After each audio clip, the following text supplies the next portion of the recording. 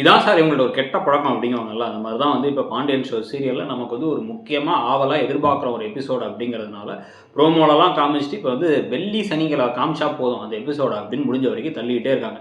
இப்பவும் வந்து பார்த்தீங்க அப்படின்னா வந்து இந்த மாணிக்கம் சிக்குவாரா மாட்டாரா? ஏன்னா வந்து தங்கமயில் சிக்கணும்னு எத்தன பேர் நெனைக்கிறாங்களோ, அதே மாரி அந்த மாணிக்கங்கிற கதாபாத்திரம் வந்த கொஞ்ச நாள்லயே அத்தன பேருடைய வெறுப்பையுமே சம்பாதிச்சிருச்சு. கொஞ்சம் கூட வந்து ஒரு ஒழுக்கம் இல்லாத, அதே சமயத்துல வந்து வேலைக்கு போகணுங்கிற எண்ணம் இல்லாத, உட்காந்து பொண்ணோட சம்மந்தியோட கடையில, அதாவது மாமனாரோட கடையில போய் உட்காந்துக்கிட்டு ஜாமான திருடிட்டு போறது, கல்லால பணத்த எடுத்துட்டு போறது, ரூ. 10,000 எடுத்து இந்த கடை காசுலேருந்து சீர் வைக்கிறது, நாளைக்கு பொண்ணுக்கு அது ஒரு பெரிய பிரச்சனையாயிடும். ஏற்கனவே பொண்ணுக்கும் மாப்பிள்ளைக்கும் இடையில கொஞ்சம் கூட நெருக்கம் இல்ல அப்படிங்கிறத பத்தி யோசிக்காத ஒரு ஆள எப்படி சும்மா விட்டுருக்காங்கங்கிறது தெரியல. இதுல இந்த மீனாவும் செந்திலும் சமைக்கல, சாப்பிடலங்கிறத பத்தி எத்தன நாள் ஓட்டுவாங்கன்னே தெரியல. கம்ப்ளீட்டா இந்த கதையில கொஞ்சம் கூட வந்து ஒத்து வராத, அதே சமயத்துல இன்ட்ரஸ்டிங்கா இல்லாத ஒரு கதைக்களமா இருந்தா அந்த மீனா செந்திலோட கதைக்களமா தான் இருக்கும். கம்ப்ளீட்டான ஒரு வேஸ்டான ஒரு கதைக்களம்.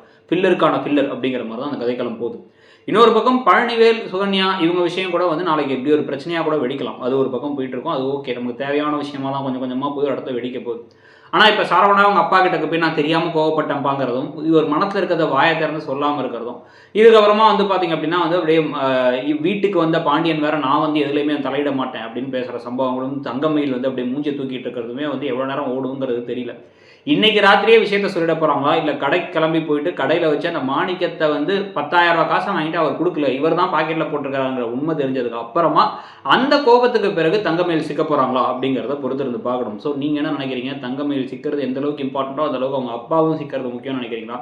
ஏன்னா அந்த கவரிங் நகை மேட்ரு, கடப்பணம் எடுத்த காசு மேட்ரு நமக்கு தெரிஞ்சு 10, அதுக்கப்புறம் ஒரு 11, அப்புறம் ஒரு 10, அப்புறம் ஒரு 1000, அப்புறம் 1500 அப்படின்னு ஜாமான் இதெல்லாம் இருந்துச்சு. இது இல்லாம எத்தன தடவ எடுத்தாரு அப்படிங்கிறதெல்லாம் தெரிய வந்தா பெட்டரா இருக்குங்கிறது நம்மளுடைய கருத்து.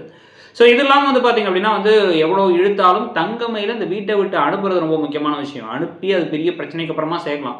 எடுத்த உடனே சரி பரவாயில்ல வீட்டிலேயே இரு அப்படின்னு வந்து முடிவு பண்ணுவாங்களோ அப்படிங்கிறது நினைச்சா கொஞ்சம் கலக்கமா தான் இருக்கு. நீங்க என்ன நினைக்கிறீங்க அப்படிங்கிறத சொல்லுங்க. தேங்க்யூ.